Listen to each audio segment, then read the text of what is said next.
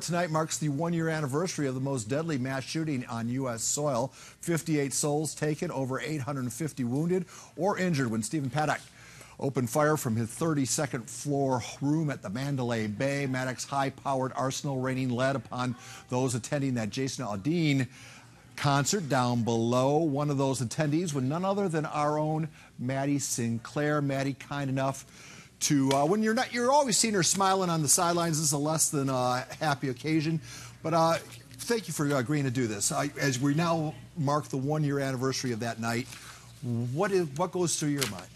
First of all, is it therapeutic to talk about it, or is it just bring up bad memories? Well, a year ago, I was on the anchor desk and talking about it, and for then, it was so fresh, and I was kind of numb to the whole thing that it was a lot easier to talk about then, but now, since a lot has set in, I mean, I can still talk about it. It's just, for me, there's a lot of unanswered questions. We don't know a lot of information, and for me, it just seems like they kind of gave up on the investigation because they're not finding anything about it. So I just have so many unanswered questions, and so I'm just left confused or... Yeah, but like that city just kept on rolling. We'll get to that in a second. Set the scene. We have some pictures of you and your friends going to Vegas, going to see a country western show. You got your boots on, having a good time, and then, well, first of all, talk about your entourage. How many people were with you? There was 10 other people with me, my 2 roommates and a bunch of our friends. We all went to Vegas, stayed there, went to the concert, and it just went from there. All right, so the concert's going on. Everyone's having a good time. At what point did you realize something wasn't right? So I'll set up the scene a little bit for you. We're about a couple rows back from the stage. We're closer to the left-hand side than the right-hand side. Mandalay Bay is on the right-hand side. I kind of noticed everything started going down when Jason's on the stage playing, and all of a sudden he stops playing, as you can see on the screen right now. His whole band is telling him to get off stage, security, get off stage, and that's when the music stops, and we're all on the floor, and I go, oh no, something's going on. If Jason's running off stage, you hear all these bullets going on. Of course, my instinct wasn't, oh, there's a shooting. It's Vegas. You think something's going on. You think it's a show, right. Fireworks, anything you could think of. Not one thing popped in my head thinking, this is a shooting. Were your friends, were you able to stay together as a twosome? No. Or every man for themselves? When we started running, it was me, my roommate, her boyfriend, sister, and brother. So there was only 5 of us, and there were 11 of us total. You're a track athlete by nature. Did that instinct kick in where did your track training just, we're going to run and run real fast? I mean, we definitely ran really, really fast. If you think about it, we probably ran 3 to 4 miles and ended up at a condo by the hotel. So set the stage isn't as close to the hotel as or at the airport, I mean, as you think.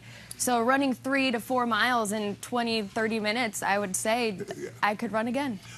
Even in the worst of times, you see the best of humanity. There's countless stories of heroism as people were saving the lives of total strangers. Did you witness any of that?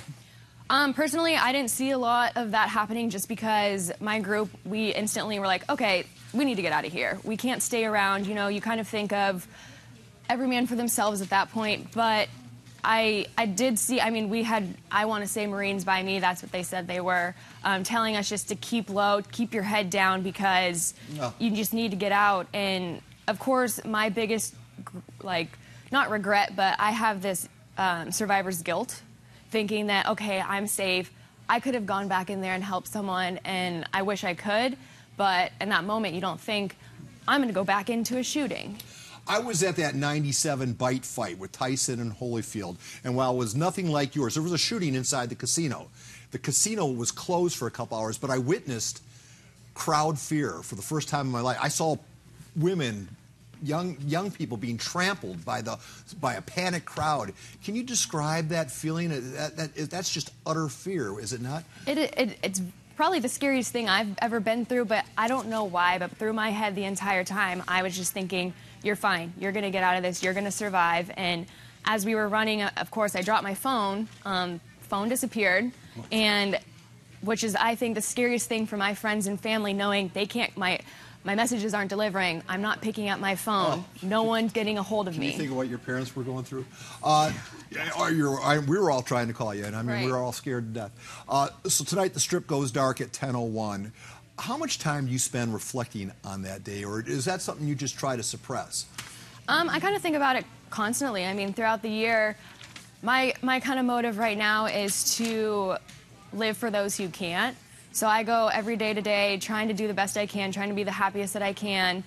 So that's why I go on so many trips. That's why I take so many vacations, because I want to live my life to the fullest for those who can't live their lives, who are no longer here. Are you afraid of crowds now? At the beginning, I was. I did go to a concert a couple months after the Vegas shooting, and at the end, when the concert ended, everyone's running out of the concert to get into the Uber line.